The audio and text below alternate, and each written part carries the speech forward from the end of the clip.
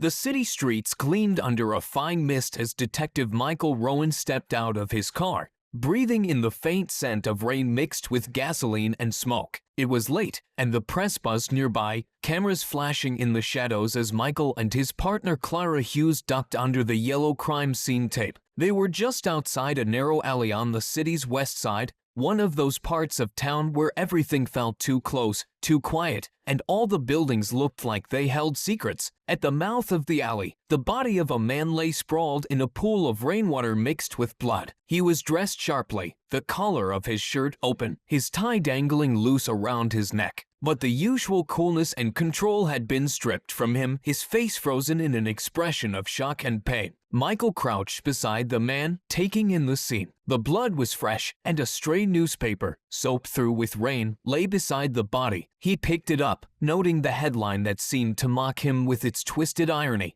"Justice delayed. Recognize him." Clara's voice cut through his thoughts. She stood beside him, her dark coat brushing against her legs as the wind picked up. He nodded grimly, glancing over his shoulder to see the press huddled just beyond the tape. They didn't need to dig through their files for this one. This was Jeremy Stone, a prominent journalist known for his fearless exposés on the city's dirtiest players, powerful officials, shady businessmen, and crime syndicates that had carved their influence into every corner of society. Stone's work had made him both a hero and a target. He'd exposed police corruption, judicial bribery, and connections between the city's political elite and its underworld. And now, it seemed, someone had silenced him. The medical examiner arrived, and Michael stood, allowing them space to work. Any idea what he was working on lately? Clara pulled out a notebook, glancing over her notes. His editor at the Gazette says he was on to something big,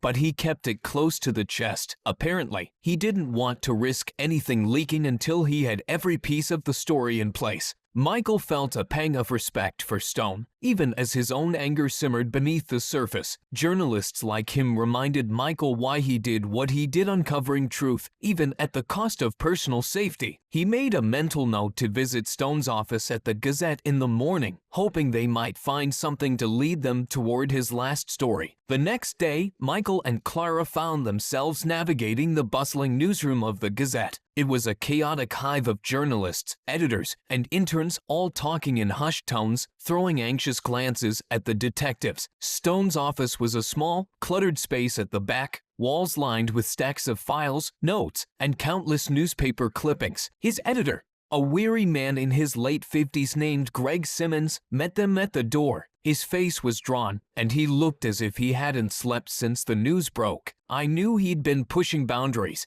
Greg murmured, his voice heavy with regret. "But I thought he was being careful. Well, what was he working on?" Michael asked, scanning the cramped office. Stone's desk was littered with shorthand notes and partially written drafts, each scribble hinting at secrets still buried. Greg sighed. He was digging into a money laundering ring, high-level executives using their companies to funnel cash into offshore accounts. But he wouldn't tell me who was behind it, just that it reached far beyond what we've ever exposed before. Michael picked up a set of notes, his eye skimming over names and addresses, some scratched out or were written in shorthand that only Stone might have understood. As he moved a stack of papers, something caught his eye, a flash drive half hidden under the clutter. He pocketed it, intending to have it analyzed later. Before they left, Greg stopped them, his eyes pleading. "Find out who did this," he said quietly, "for all of us." Back at the precinct, Michael handed the flash drive to the tech team, hoping it held the missing pieces of Stone's investigation. While they waited, he and Clara pored over Stone's notes, mapping out every name and address, cross-referencing with known criminals and local executives. The deeper they dug, the more connections they uncovered, a tangled web linking prominent business leaders, politicians, and a string of suspicious offshore accounts. It was almost midnight when the tech team finally returned with results from the flash drive. As Michael opened the files, a series of documents appeared on the screen, outlining Stone's investigation with stunning clarity. Each document detailed financial transfers, hidden assets, and phone records linking high-ranking city officials to known mob associates. But one name in particular made Michael's blood run cold: William Matheson, city councilman, philanthropist, and one of the wealthiest men in the city. Matheson had cultivated a pristine public image, but Stone's files painted a different picture: a man who wasn't above using his influence to cover up dark dealings, laundering money for the city's most dangerous criminals, and silencing anyone who stood in his way. "Think he's our man?" Clara asked, her eyes sharp. Michael nodded. "He's at the heart of this." Stone was going to expose him, but Matheson got to him first. But knowing Matheson's involvement was only half the battle. Michael needed proof, something concrete to connect him to Stone's murder. Stone's files might implicate him, but they were still circumstantial. They'd need to dig deeper, and that meant getting close to Matheson himself. The next morning, Michael and Clara staked out Matheson's office, watching as he arrived in his sleek black car, flanked by an entourage of security. He moved with an air of quiet arrogance, completely at ease in his ivory tower. Michael knew they'd need to act fast before Matheson had a chance to cover his tracks. They split up, with Clara heading to question Stone's contacts and sources, while Michael paid an unexpected visit to Matheson's office, claiming he was there on routine business. When Matheson finally agreed to see him, Michael found himself sitting across from a councilman who looked every inch the part of a respected politician, clean-cut, charming, with a friendly but guarded expression. They exchanged polite small talk, each man assessing the other, until Matheson's smile grew slightly forced. "Detective, what exactly brings you here today?" he asked, his tone polite but edged with impatience. Michael held his gaze, his own expression unreadable. "Just tying up a few loose ends on the Stone case. Thought you might have some insight,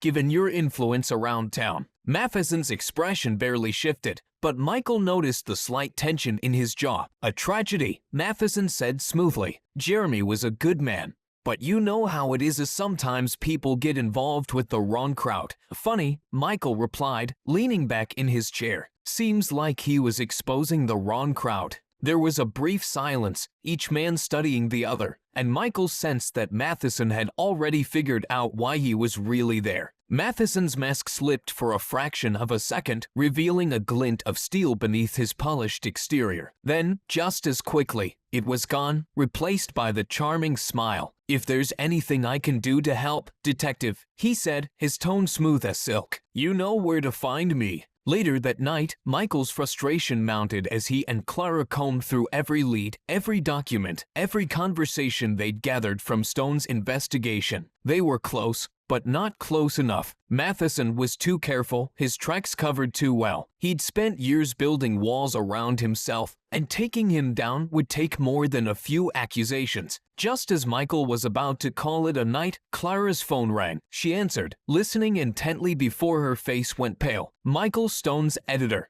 Greg, he's in the hospital. Someone ran him off the road." They drove to the hospital, where Greg lay in a hospital bed, bruised and shaken but alive. He told them how he'd been followed for days, his phone tapped, his office broken into. Matheson's people were sending a message: stay silent or face the consequences. With no time left, Michael decided to take a risk. They'd launch a sting, baiting Matheson into incriminating himself. Through Greg, they leaked a rumor to Matheson that Stone had left one last document in a secure location, something devastating. Desperate to protect himself, Matheson fell for the trap, sending a henchman to retrieve the non-existent document. The sting worked. They intercepted the henchman, who confessed under pressure, linking Matheson directly to Stone's murder. The case wrapped up, Michael and Clara watched as Matheson was led away in cuffs, his once pristine reputation shattered. For Michael, the case was more than just a victory. It was a reminder of what true courage looked like, the courage of people like Stone and Greg, who faced down giants in their pursuit of the truth.